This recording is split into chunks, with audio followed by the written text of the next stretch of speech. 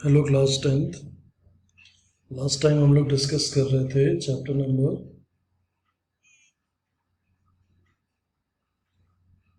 3 और इसका नाम है फिजियोग्राफी एंड ड्रेनेज। अब फिजियोग्राफी ड्रेनेज किसका है? इंडिया का और ब्राज़ील का। तो हम लोग physiographic division of India discuss कर चुके हैं और ब्राज़ील का चल रहा है, उसके बाद ड्रेनेज का नंबर लगेगा। तो हमने लास्ट टाइम जब ब्राज़ील का स्टार्ट किया तो ब्राज़ील का डिवीज़न में पहला ग्रुप आता है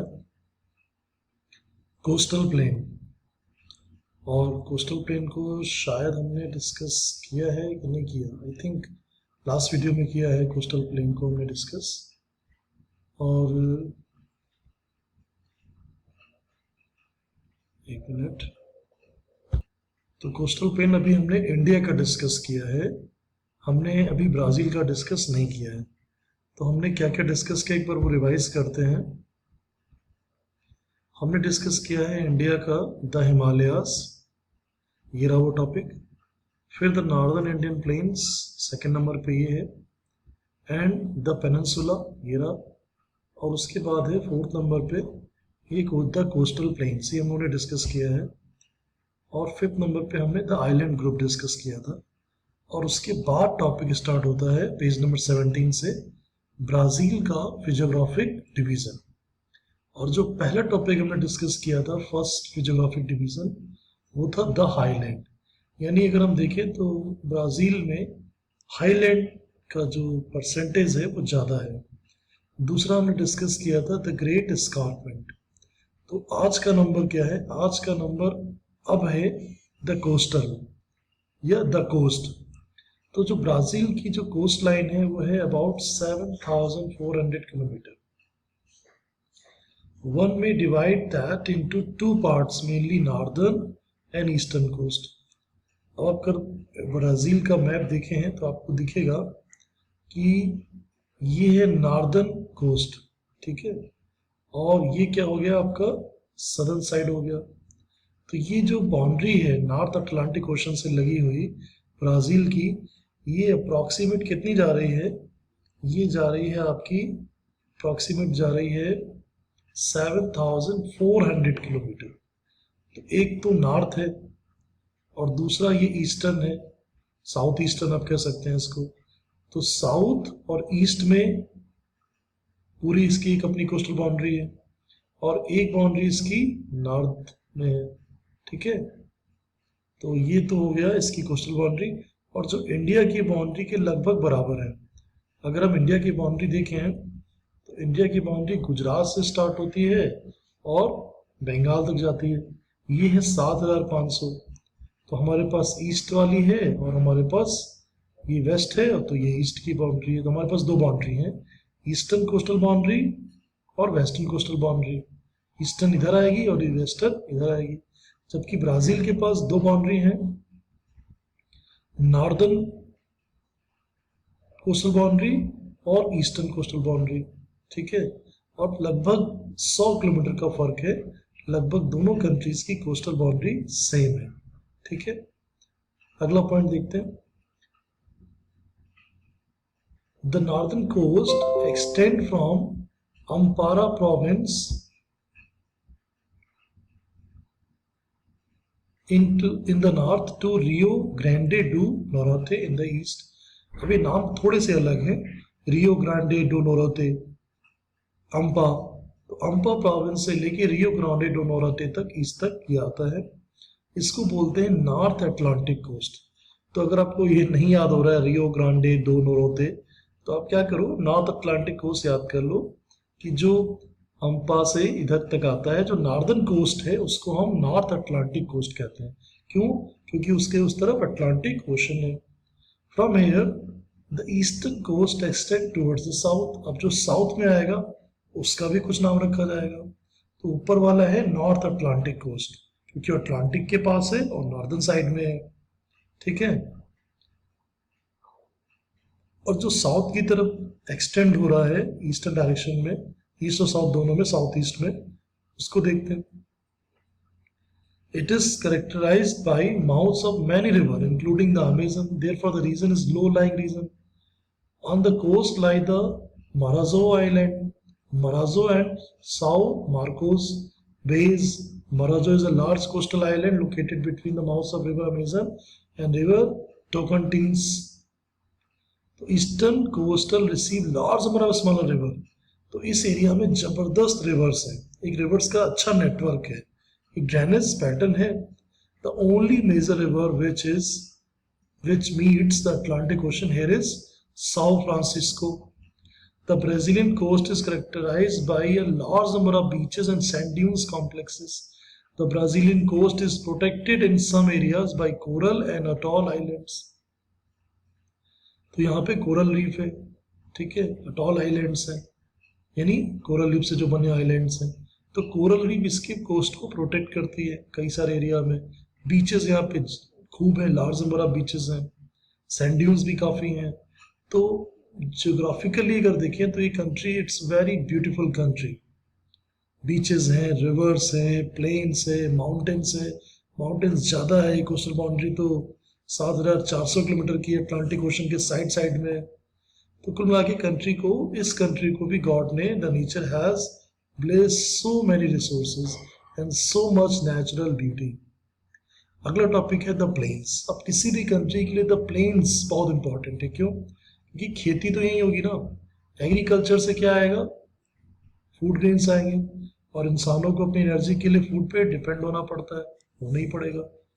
तो अभी हम खाने से एनर्जी लेते हो नहीं. Food is everything. Food is a basic necessity of human beings.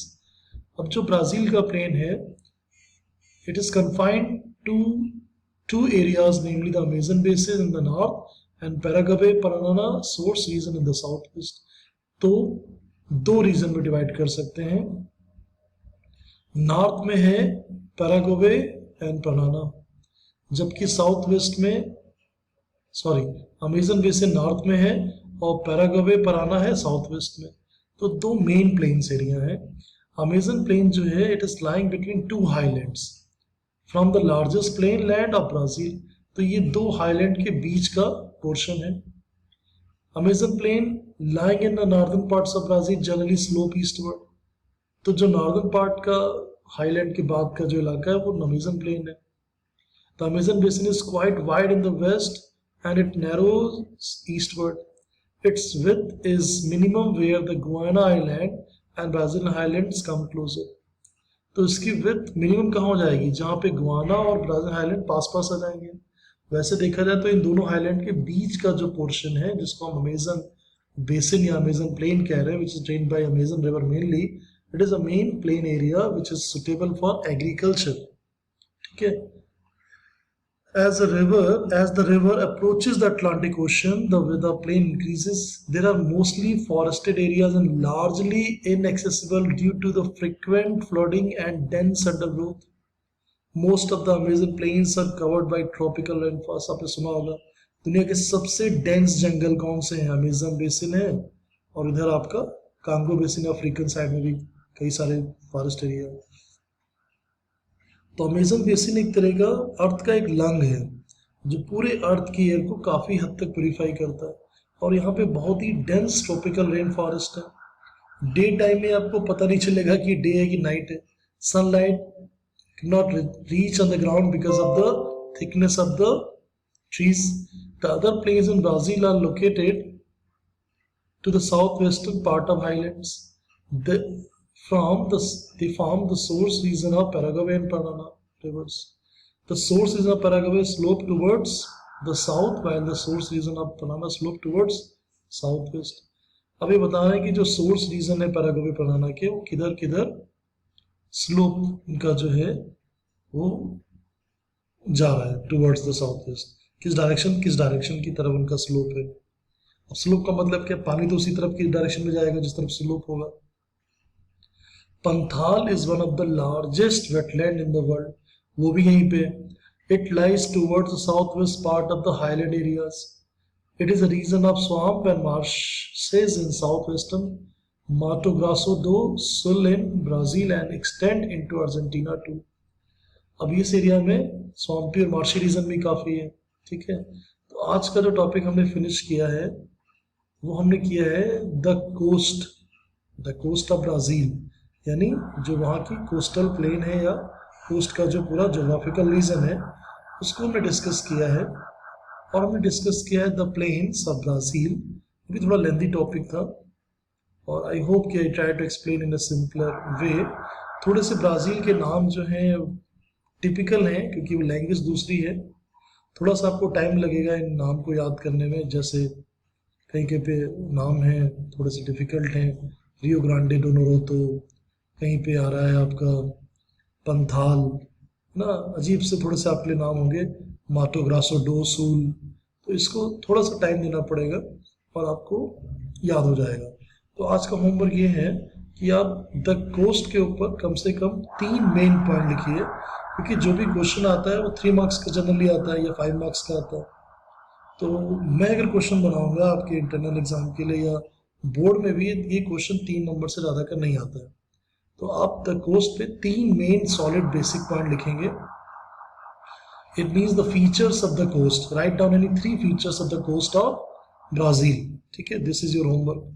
तो 3 फीचर तो निकाल ही लेंगे आप लोग कि ब्राज़ील की कोस्ट लाइन की लेंथ इतनी है, पहला पॉइंट तो यही हो गया। और दूसरा, इसमें 2 कोस्ट है, एक नॉर्थ अटलांटिक कोस्ट है और नीचे का कौन सा है, इसको हम बोलते हैं ईस्टर्न कोस्ट। तो एक नॉर्दर्न पार्ट है और एक ईस्टर्न कोस्ट है। नॉर्दर्न पार्ट को नॉर्थ अटलांटिक कोस्ट भी कहते हैं और ईस्टर्न कोस्ट नहीं रखा है। ठीक है, और इस तरह से कई सारे रिवर्स को ड्रेन करती हैं इस एरिया को, और भी कई पॉइंट हैं। आपको 3 पॉइंट तो आराम से मिलेंगे यहाँ पे। इसके बाद अगला आपका होमवर्क क्या है कि आपको 5 पॉइंट लिखने हैं द प्लेन्स के ऊपर। क्वेश्चन कैसे होगा, right down any 5 features of the plains of Brazil. तो इम्पोर्टेंट है, यहाँ भी आप easily, I think you are in class 10 and very easily you are able to search, you are able to identify some solid features from this topic। तो कुछ concrete यहाँ से आप आइडेंटिफाई कर सकते हैं। आप क्लास 10th में छोटे बच्चे नहीं हैं तो इतना तो आपके पास ब्रेन आ ही जो चुका होगा अब तक कि, तो थोड़ी बहुत काम मैं आपके ऊपर भी छोड़ता हूँ क्योंकि हर बार मैं ही आपको रेडीमेड नोट्स वगैरह सब बना के दूँ, वो भी ठीक नहीं है। आपको भी सेल्फ डिपेंडेंट थोड़ा सा बनना है। तो थोड़ा सा इसको जो मैंने एक्सप्लेन किया है इसको थोड़ा सा पढ़ें और कम से कम 5 बेसिक पॉइंट निकालिए और उनको लिखिए नोट डाउन। तो वो आपका एक 5 मार्क्स का एक क्वेश्चन तैयार हो जाएगा। क्वेश्चन में फिर से बता रहा हूँ, what are the features of the plains of Brazil, या write down 5 features of the plains of Brazil. तो आप 5 फीचर्स यहाँ लिखेंगे और 3 फीचर्स यहाँ से ढूंढ के लिखेंगे। ठीक है, this is your homework. Okay, have a nice day, enjoy.